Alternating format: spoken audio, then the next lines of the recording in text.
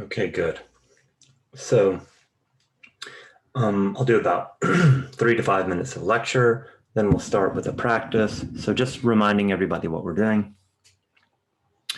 We're going to try to find a trigger, like try to find some sort of felt sense belief, some knowledge, some sort of knowing about life that is dysfunctional and that creates suffering in our lives and in the lives of others. And an example of this would be like the expectation of like abuse or the expectation that you're not valued. And then so that'll be kind of how we view the world. And then we'll also find and investigate how it is that we respond to the world. So it's like, oh, okay, maybe the world is a place of scarcity. So I need to be very meticulous about all my resources and I can't afford to be generous or something like that. So we're going to find this trigger. We're going to bring it up and actually get triggered, like have an emotional experience of the felt sense belief. Then we're going to imagine parents, like imaginary parents, and they're going to come and actually be compassionate with us. They're going to understand what it's like they're going to understand this view, this distortion. They're going to understand the suffering that it's caused. And then they're going to console us, respond to us, and receive us in such a way to help us move through it. And then we're going to kind of reinforce or to actually print over, repattern over the negative belief. We're going to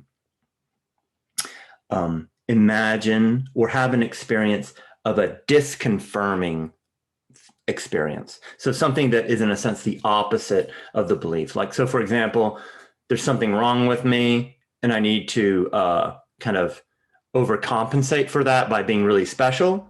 So we're going to have the experience that there's absolutely nothing wrong with us and that all we need to do is just enjoy life and be at ease. So that's approximately how we're going to do things. And we're not deviating from the normal path. Also, just a reminder, on tomorrow, on Sunday, I'm doing a half-day meditation retreat. It's donation basis. I just put the link in the chat. And then let me go back. So I got a question about to please explain felt sense. So felt sense is like emotional. Like, you can believe that, for example, like a cognitive schema is that there are like 9 planets in our solar system, or that the sun is very hot, or that I have brown hair. Okay, whatever. Those are just cognitive schemas. But what we're looking for is like a felt sense, emotional. So like a thought, but it's coupled with like a feeling, and specifically a negative feeling, because we want to find those and then pattern over them to actually achieve healing. So what would one of those be? Something like, there's something wrong with me, and then that has like there's something wrong with me. That belief, unlike there are 9 planets in the solar system, has like a really strong emotional charge.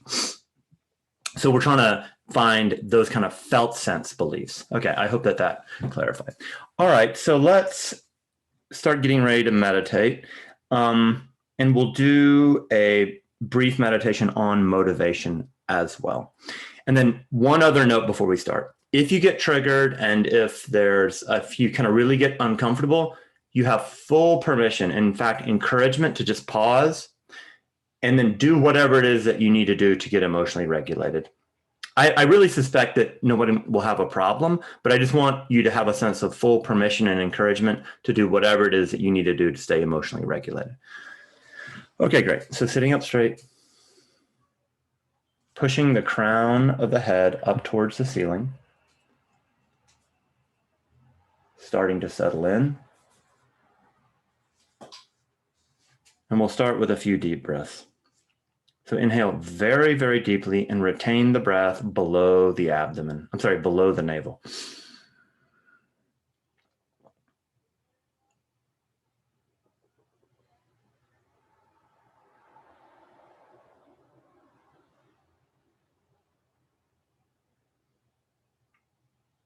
Now extend the exhale.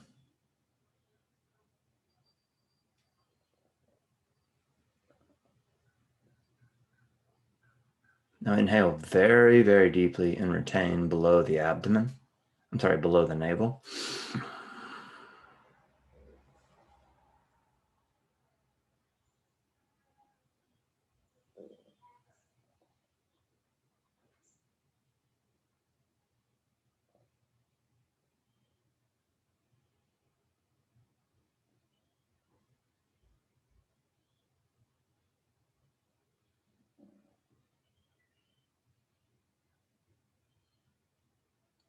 Exhale and really extend the exhale.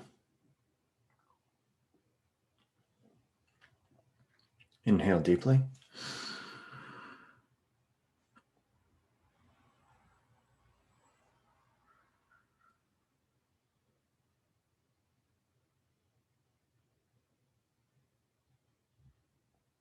And now exhale. And now we'll do a body scan. Doing the body scan helps us stay embodied and make the meditation more emotional. And the meditation is fundamentally about emotional experiences and learning. So go ahead and feel the feet, legs, and hips.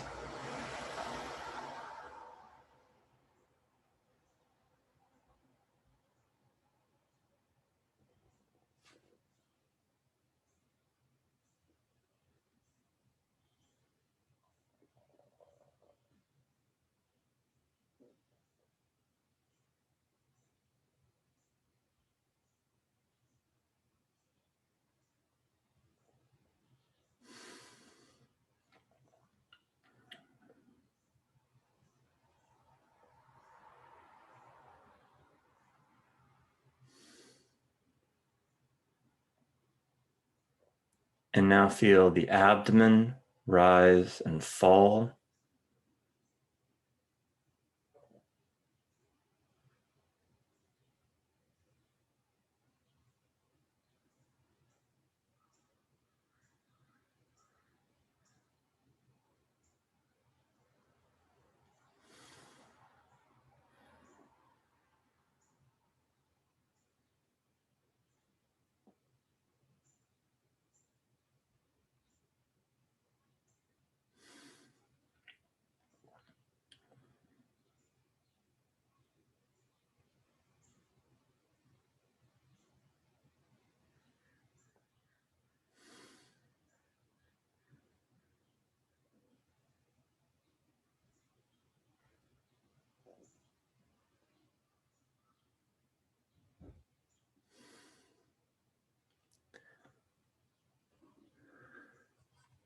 And now notice the chest expand and contract.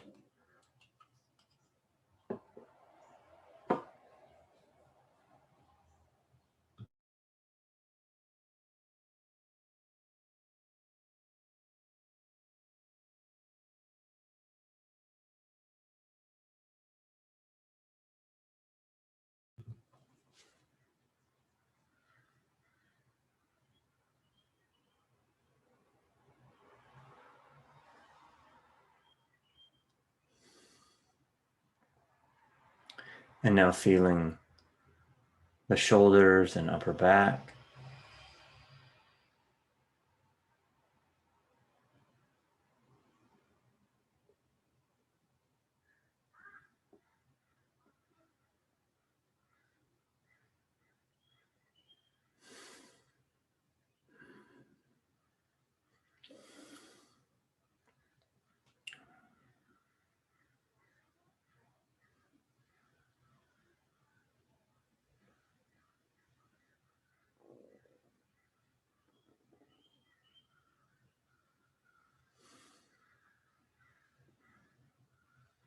And now feeling the arms and the hands.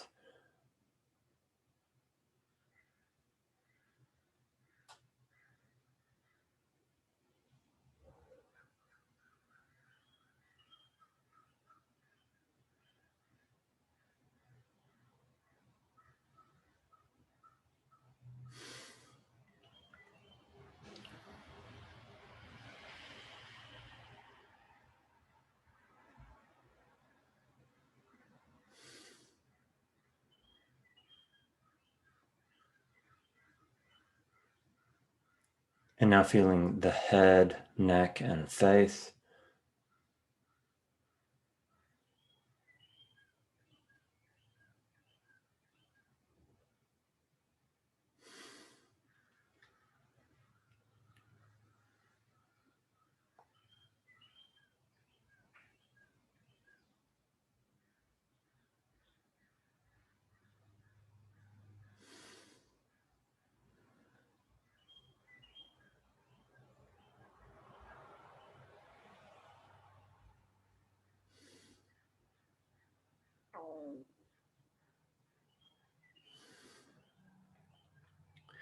And now take a deep, deep breath.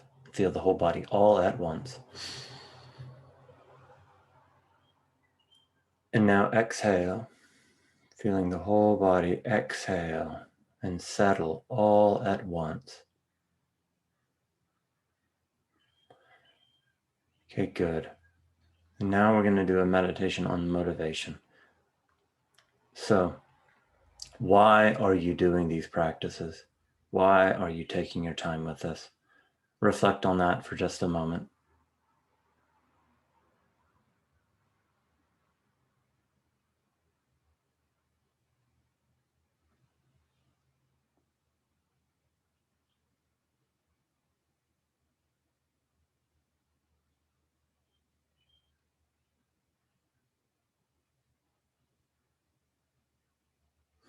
I suspect that the reason will be something along the lines of becoming happier and wiser to be able to get along better with others. So now really feel into that and imagine that outcome. So already this is an imaginal exercise. So see that happen now.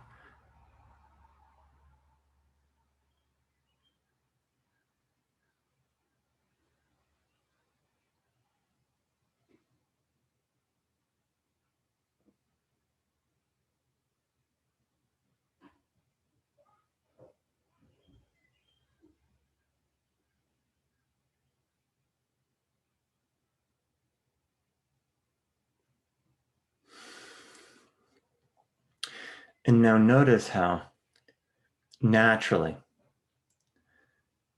as a consequence of becoming happier, wiser, getting along with better, there just naturally arises a generosity and a concern for others, a pro-social concern. So see that now. So see yourself being happier and wiser and more concerned for the well-being of others. Imagine that scene.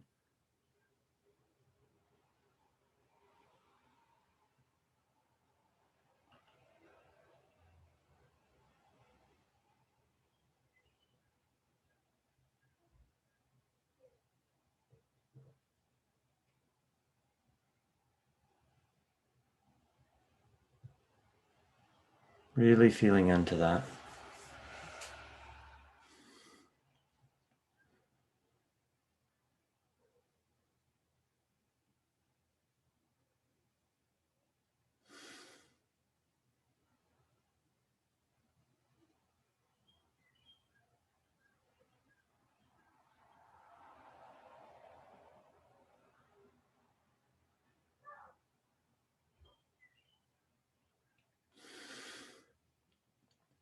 And now see, aha, this is why I'm practicing.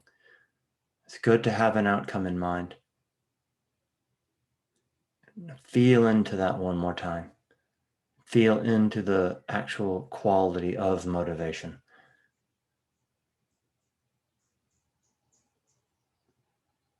See how this will benefit you and benefit others.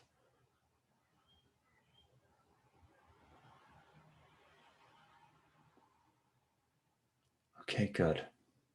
Letting that go.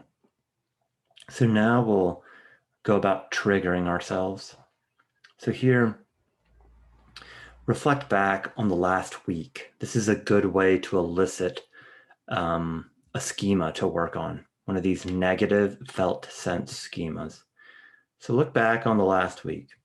What is it that you experienced that you kind of see, okay, this is a repeating pattern in my life. It has a negative impact on me, a negative impact on others.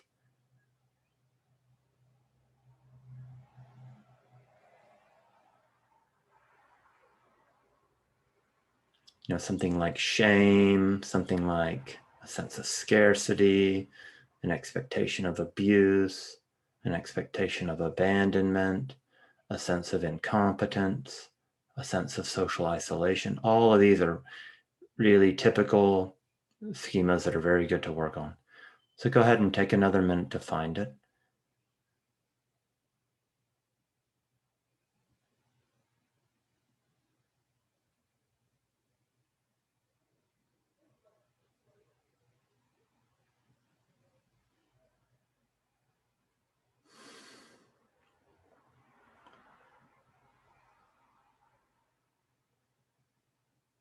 And now I'm going to give you a sentence stem, and I want you to fill this in.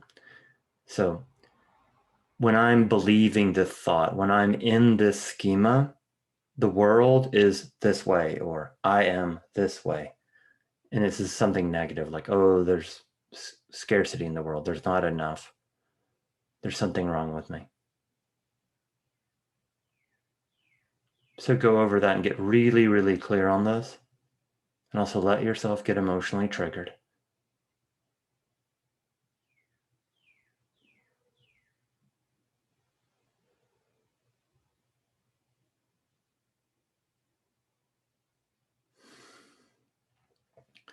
So the world, or I am such and such way. And in order for me to be okay, or in order for me to cope, I need to do such and such. So fill that piece in. How is it that you have to respond in order to cope with this negative way that either you or the world is? Take a minute with that.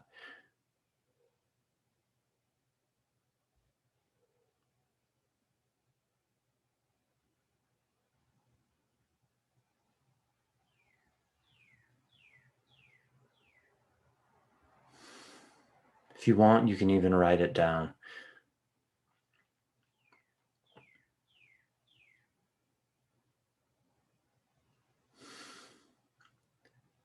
And now really feel this in the body. Feel the unpleasant triggering, the body tensions, feel the emotions.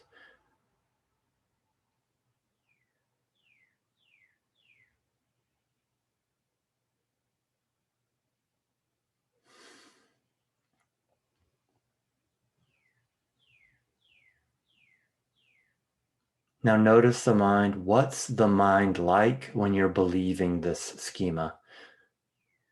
Are you frantic? Are you dull? Are you hopeless? Are you helpless? Are you aggressive? Are you pissed off? Investigate that as well.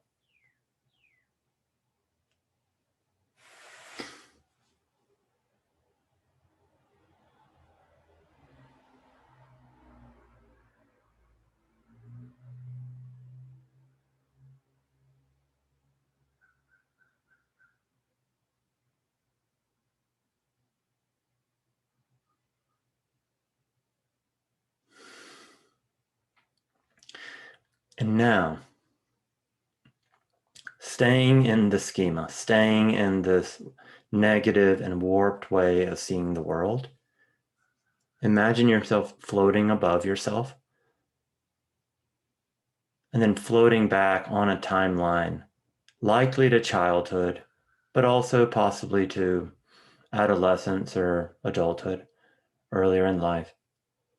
And then find a memory where this learning was reinforced. It doesn't have to be when you learned the lesson the first time. And if you can't find a real memory, making a composite or kind of fabricated would-be memory is just fine. So go ahead and come into that scene.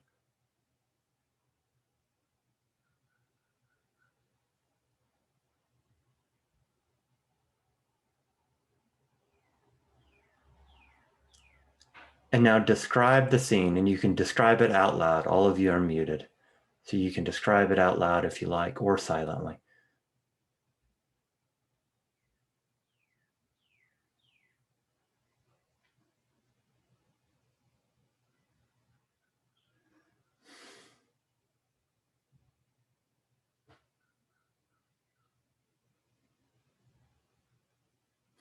And now also, in a compassionate and wise way, see how this negative learning was actually the adaptive thing to do at the time.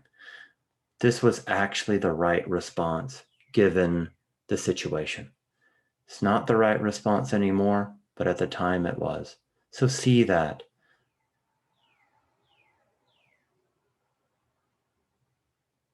And now keep going over the details, feeling the trigger. And now, if this was an actual scene of abuse, don't go into the abuse itself. You can just go into the emotional after effects of the abuse.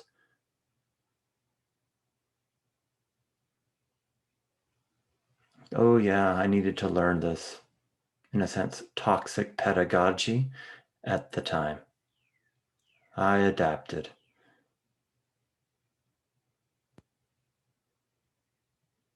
And now bring in imaginal parents, parents that are perfectly responsive in every possible way to you.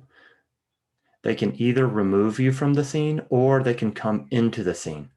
But what's really important is that now you are totally safe. And these responsive parents want to know exactly what's going on. They really get it. They know that you are not to blame whatsoever. And they see the suffering that this has caused. So they console you, they understand you, and they guide you in such a way to help you move through this. So go ahead and develop that scene. I'll check in with you in about 1 minute.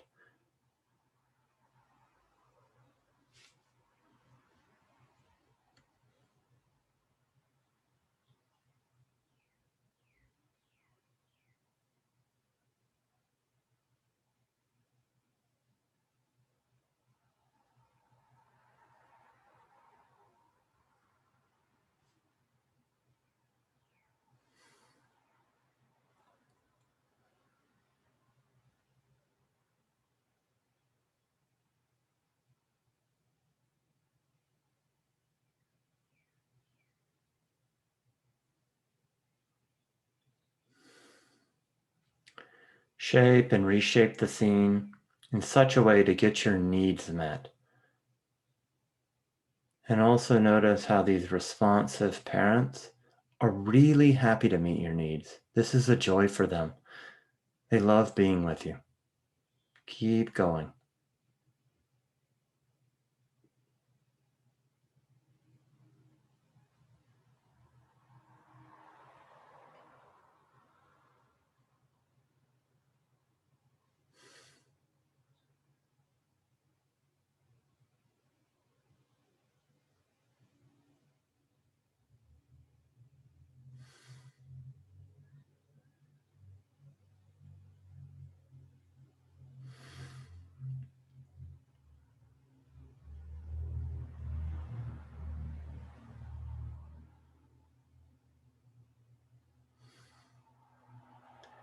And also notice how you're totally understood. These parents might say, oh, yeah, anybody would respond this same way. There's nothing wrong with you. This is just some difficult conditioning, a kind of toxic learning that you were exposed to. We're going to move through this together beautifully. You're going to be fine. And there's so much space and time for you to get your needs met here.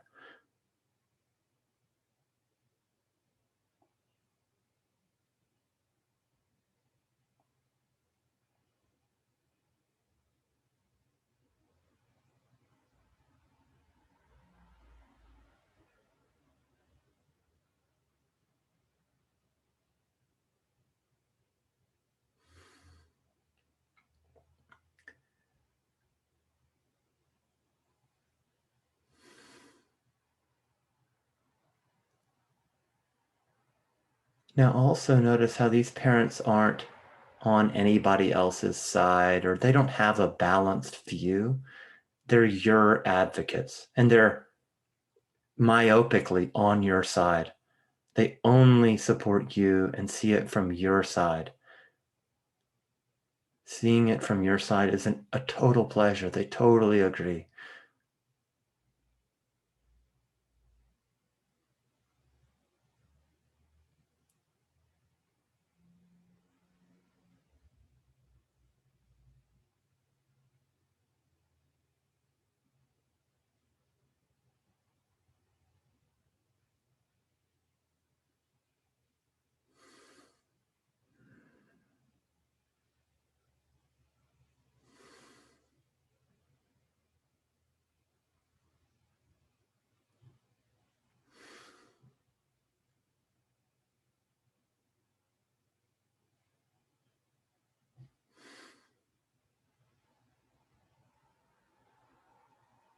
That's right. Keep going.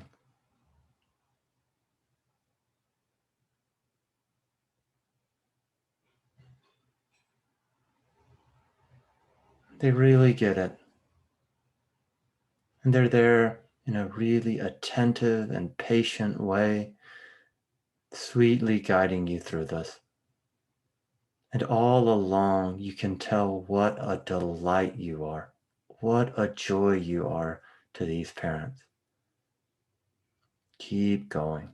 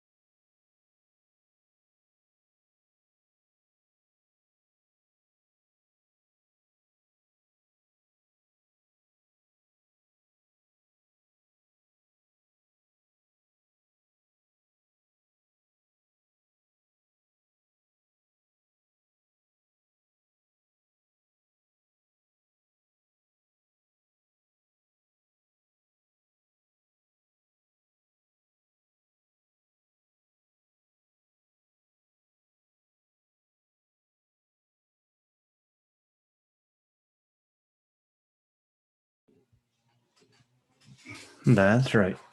Keep going.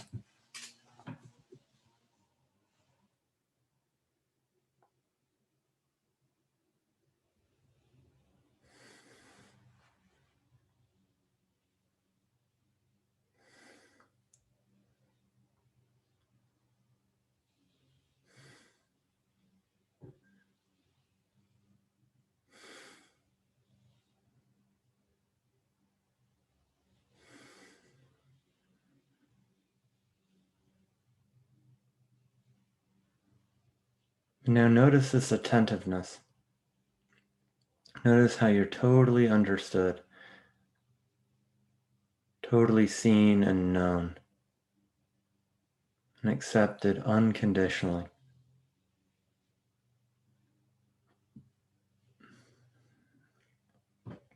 Now feel that in the body, feel that in the mind. Keep developing the scene.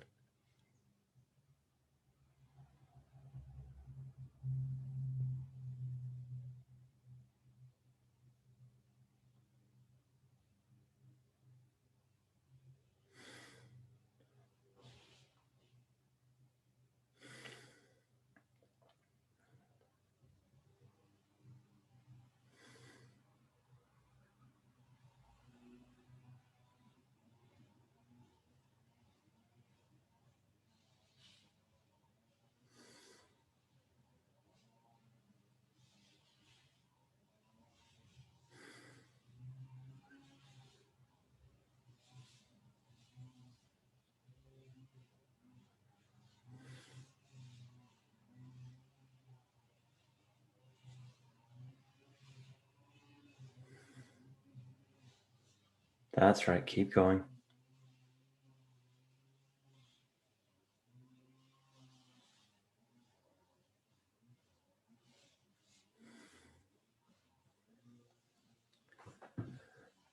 And now also see how these imaginal parents help you take perspective. See how they help you see how this was not your fault, that this conditioning is just kind of the way the world is, and that there's a sadness and a regret, but that there's no self-blame. They also really help you understand cause and effect relationships of how this conditioning affected you. And also, there's this clear sense as to the path going forward. It's going to be very straightforward and easy for you to work through this conditioning. Now just keep developing the scene in such a way to meet your needs.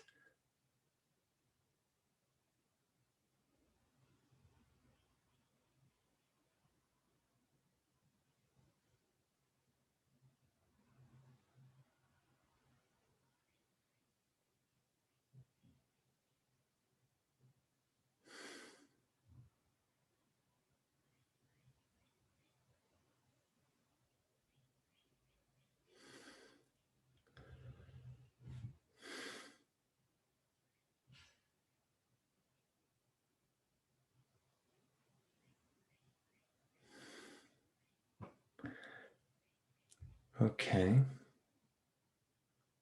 And now let that scene fade. And now you and these imaginal parents float back to the scene where this negative conditioning happened. And there's going to be a corrective action taken. So if you were mistreated by someone, then that person's confronted. The parents and you show that person how this was wrong. This person sees that it is wrong, feels remorse, really understands, and apologizes. And then if this is a scene where you weren't hurt by someone's actions as such, then there's another corrective action that is taken, such to make this negative scene, this negative learning never happen.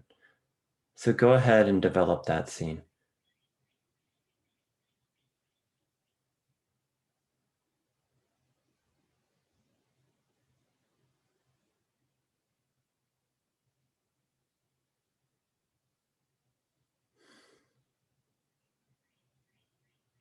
And get this real sense that you're being supported, lobbied for, protected, that your interests matter, and that you count, and that you have a real, like your desires have an impact on the world. Develop that scene now.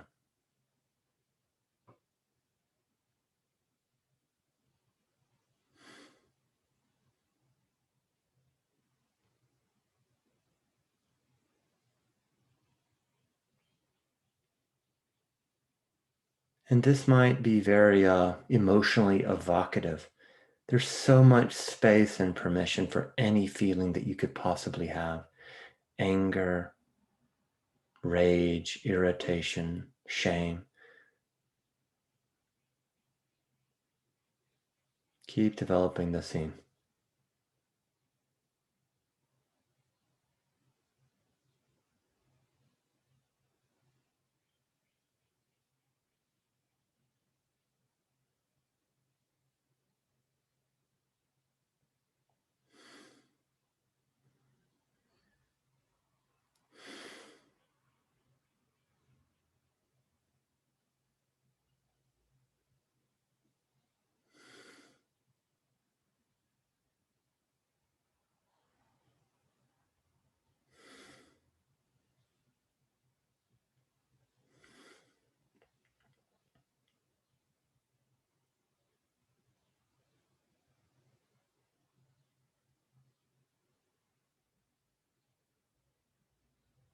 And shape and reshape the scene in such a way that the outcome is just perfect, to where you repattern over this negative learning in such a way that you become totally free from it.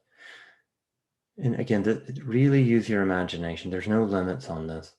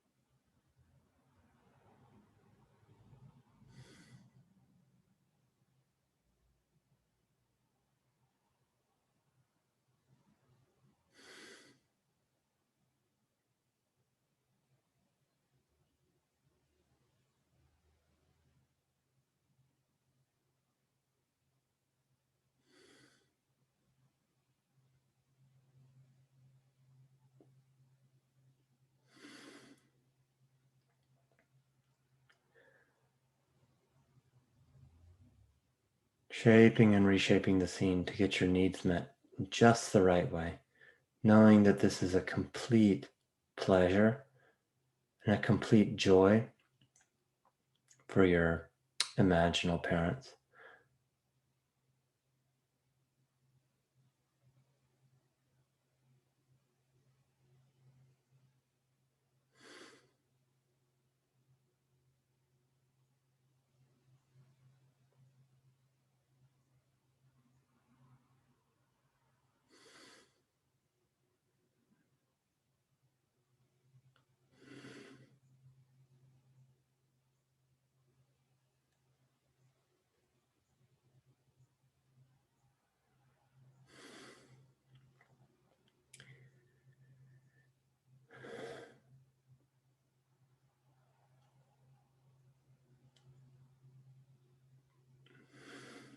That's right.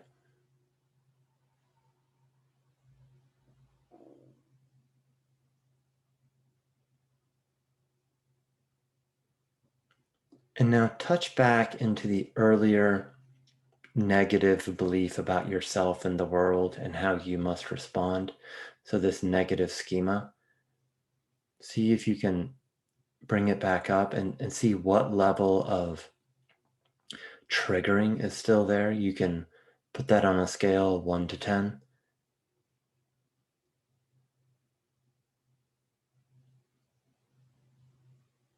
And now shape the scene in such a way to bring that all the way down to 0 if you can, but there's no pressure. So go ahead and have the parents do whatever it is that you need them to do to further repattern this and bring this down to 0, just the best of your abilities.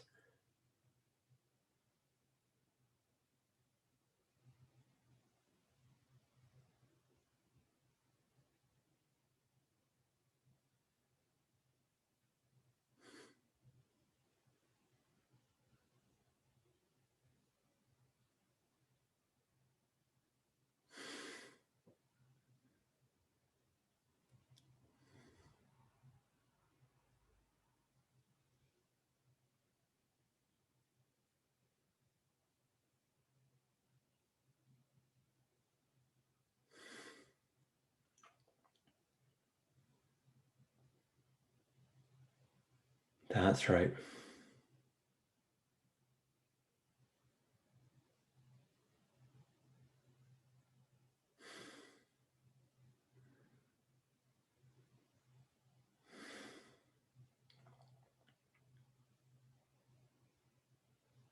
Now really feel this in the body. Feel how this has changed for you.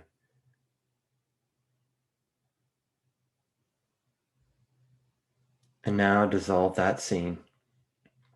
And now do a scene imagining yourself in your real adult life going forward. And have the scene be such that it completely and perfectly disconfirms the old schema. So the positive opposite of the old negative belief.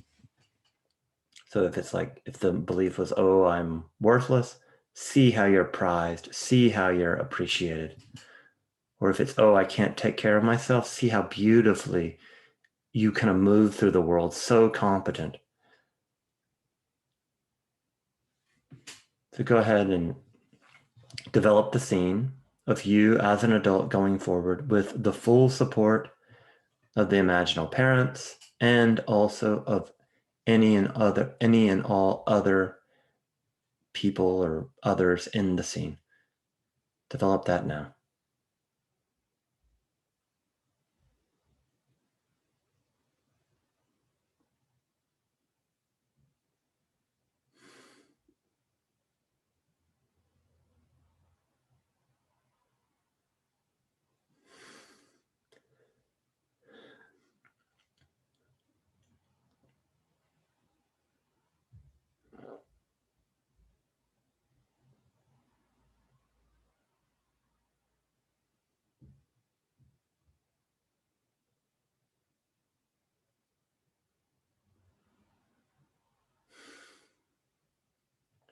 And now make it even more intense, even clearer for you.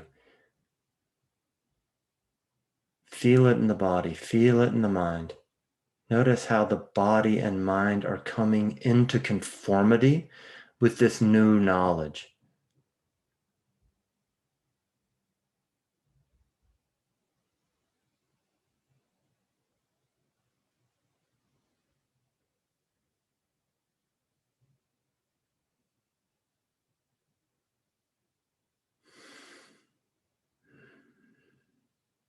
Notice how you are such a delight.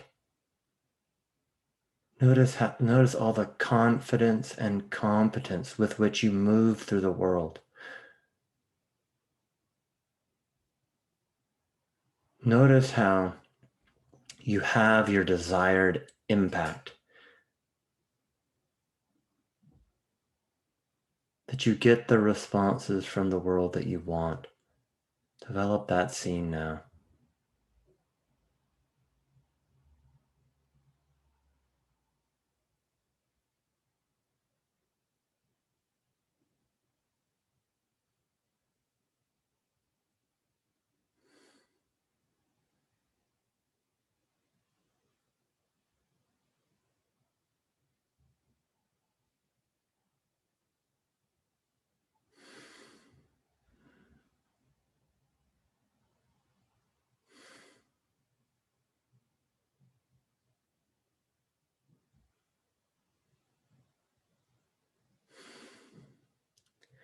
Now really feel this in the body and mind. Notice how you're coming more and more into conformity, into coherence with this way of viewing the world, this way of viewing yourself.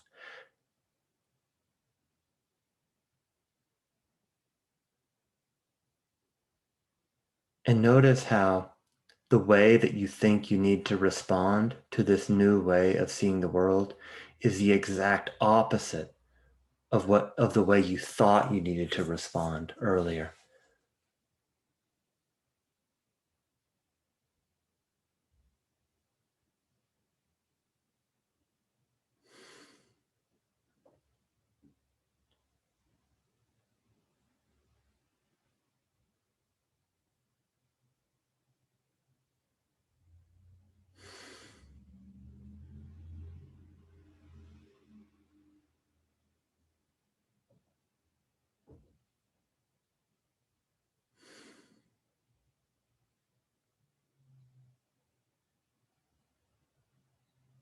And now notice how this new way of viewing yourself, viewing your world, viewing the necessary responses that you need to elicit in order to move through the world, this changes everything. Life is obviously a joy. Things will unfold beautifully. You have this sense of competence, efficacy, agency, confidence.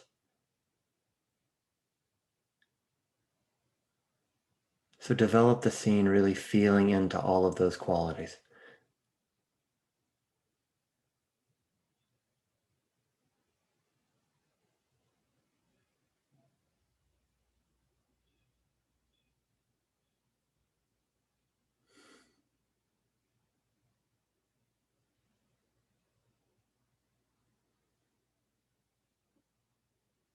That's right.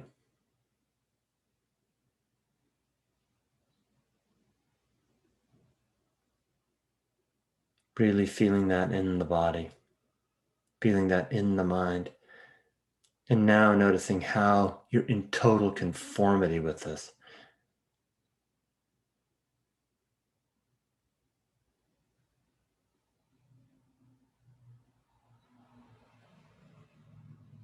And make a deep impression of this.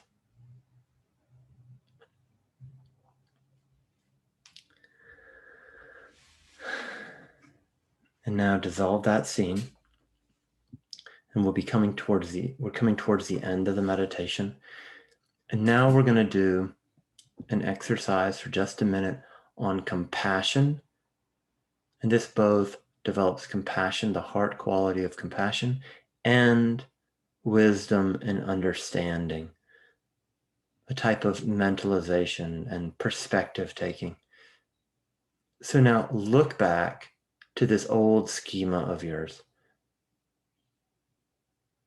Name it.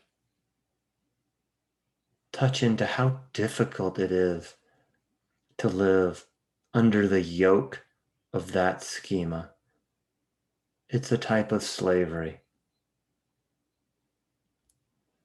And now recognize, matter of factly, this, let's say, toxic learning is not unique to you at all. This is very, very common. So many others have had these same difficult experiences.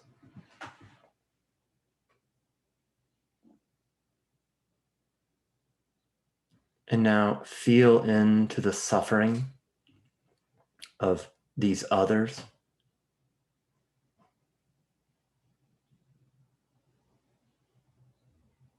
And on the in-breath, reflect on their suffering and how it's common, how it's commonly shared with you as well.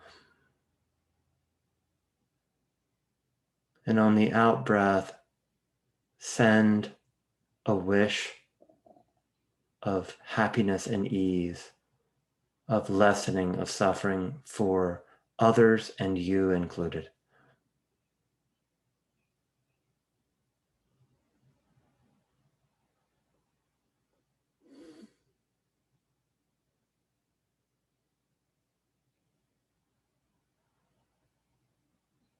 Again, on the in-breath, reflecting on the suffering of all beings that struggle with this negative learning. And on the out-breath, the wish for healing for all beings, including yourself.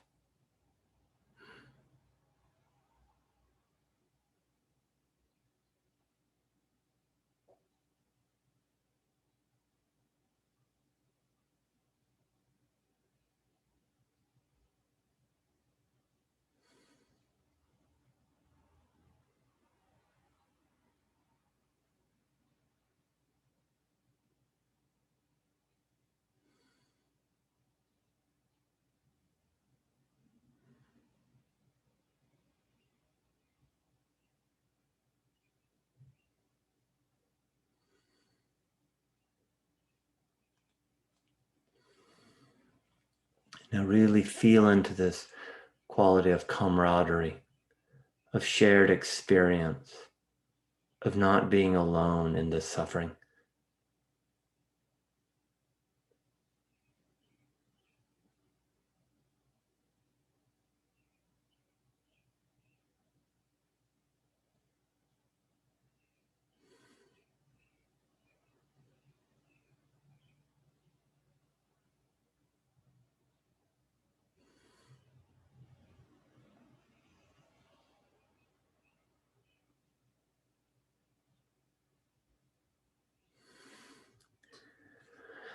And now this is more of a wisdom piece around this, but now see how you are understood by others and you understand others in an imperfect way around this same issue.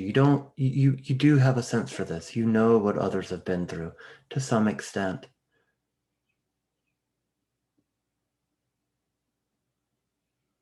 And now notice how you understand the suffering of others better generally, universally. Aha, this is what it's like to suffer. I know this as well.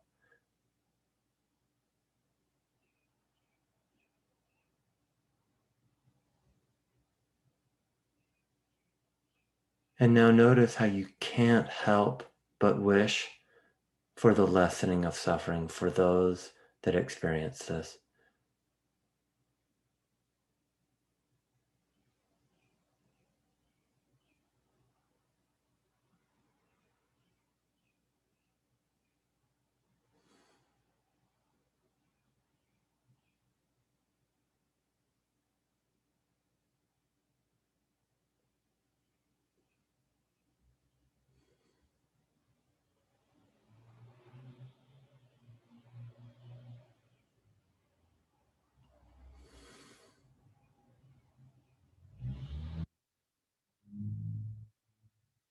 Good. Now letting that go. And for the next minute, reflect back. What was this like for you? What did you learn? What are the insights?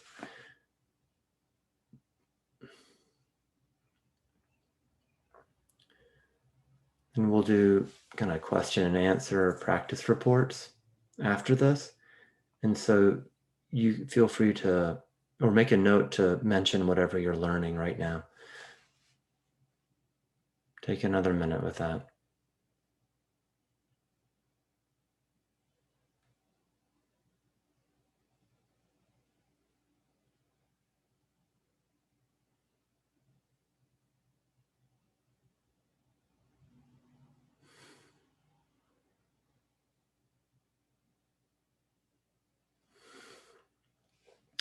And now, thinking about your learning, thinking about the healing that's taken place, notice how you can't help but feel more confident and competent about life going forward.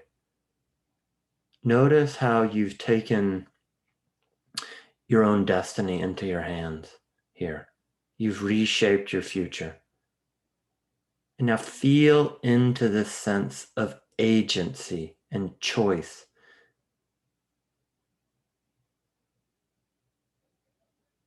See how this will impact the rest of your life in a positive way.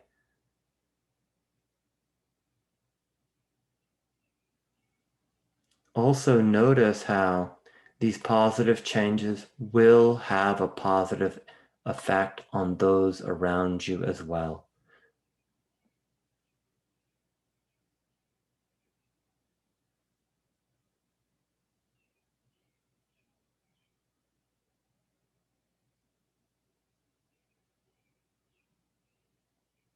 That's right.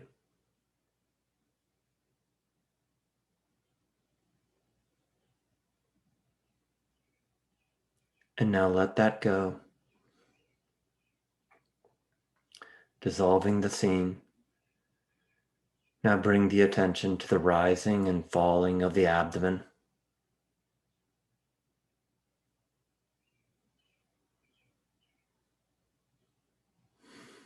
Open the eyes halfway, but keep following the rising, keep following the rising and falling of the abdomen.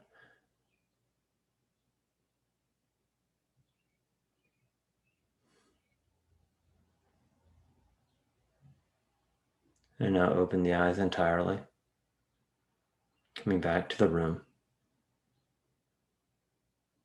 Okay. That's it. All right. Well, we can take some, kind of question and answer, practice reports, etc. But take a minute to settle in, and then let me just remind everyone that Again, there's I'm doing a half-day retreat tomorrow.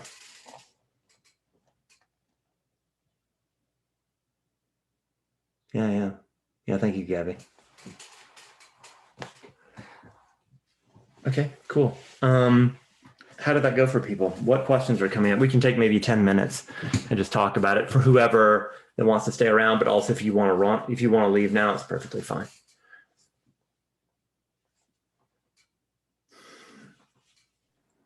I'll do a practice report. I thank you so much. Every Saturday, I really appreciate it. I get so much out of it. And I wish I could do the workshop tomorrow, but I'm not able to. Okay. But maybe I'll may do it so I could just do the recording later. Yeah. Yep. Yeah. Mm-hmm. But it was interesting. I picked sort of a random childhood memory to work on that I didn't think was that big of a deal, but then it turned into something that was it opened up a lot. So it was really helpful. And I had this feeling like there was so much that my heart was carrying a lot of extra weight, and it felt good to let that off to the imaginary parents. Yeah. And that they could carry that weight. But I had a strange experience at the end, which was something I haven't experienced before. When we opened it up to, feeling compassion for other people in this society who have gone through similar suffering or struggle. And then I find that part very enjoyable. But for some reason today, that part was really hard. And I felt triggered by it and pulled back in. And then I felt somehow that I had taken the weight back on, and I couldn't figure out why that happened.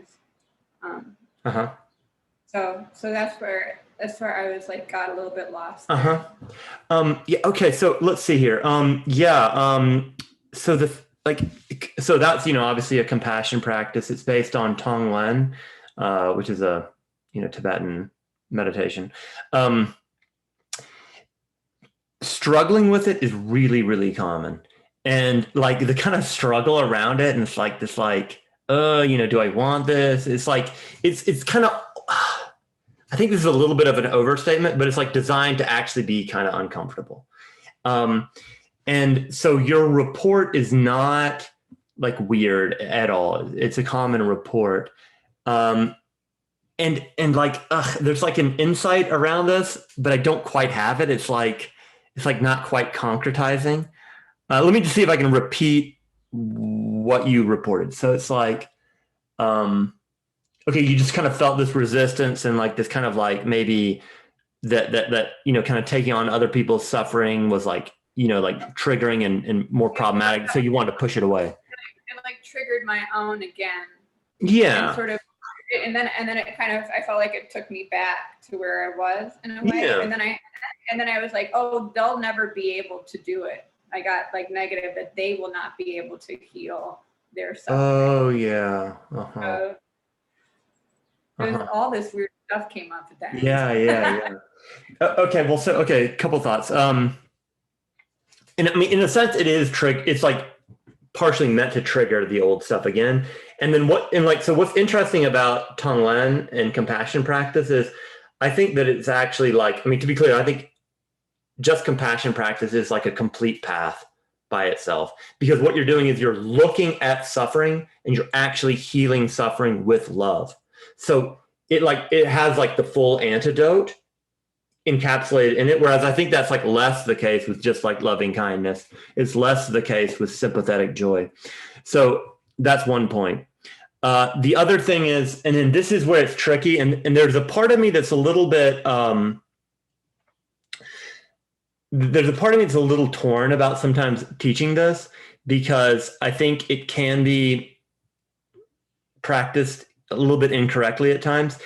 And I think that for those of us that are a little bit more preoccupied, we can kind of fall into this taking in the suffering in order for us not to be abandoned, right? Because we need to take on the suffering of others.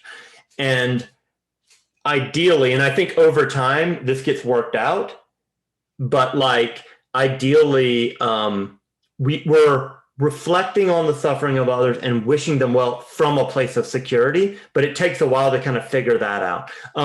What's coming up for you? I understand what you're saying. It's like that you're not taking the suffering, you're sending love out to the suffering. Yes, exactly. Right. And and not like trying to pull that into you. Right. And especially not in this kind of, You're not like arresting the suffering here. You're putting love out to the suffering. yeah. That's the way to think about it. And it's like, you're very especially not taking on the suffering so you don't get abandoned, or because you need to, or because like you needed to abandon your own interests and take care of your parents and then repeating that shit. You're not doing that. But again, see, it's tricky, right? Yeah, but I understand. So it's like you don't need to project in on the other people, or there's like all this other stuff that have to happen. Yeah, I see what you're saying. Okay, Thank you. Yeah. Sure. Yeah, good report, Eve. Okay, go ahead, Vera. Yeah, thank you, Cedric. Yeah, it's very insightful and truly healing at a deep level. Yeah, I'm curious to know that, I'm noticing abandonment trauma. Oh, sure. Of course, a couple of other traumas I'm noticing in my body, but the current one which is active is abandonment or attachment trauma. Sure. So with the parenting that my mother, they were to go to work and they left me alone at home, and they were to come in the evenings, and it's all timed parenting. So I don't experience having a complete attention to me at the time that I was needed in childhood, and that is showing up in my relationship with any partner or some partners now. If they go away and I get rattled and I get shaken up, moved and uprooted within. So so there's a deep emptiness within me. So I'm trying to now parent and parent myself with that imaginary parenting. Would you suggest that first is what is the way to self reclaiming instead of abandoning? I think I have abandoned myself. So how do I reclaim myself back? 1, 2, until I repair from this abandonment trauma, is it advisable to get into a relationship which is which is not a healthy or coming from a completeness? It is coming from a wounded trauma. So what are your thoughts, and can you help me to heal from it?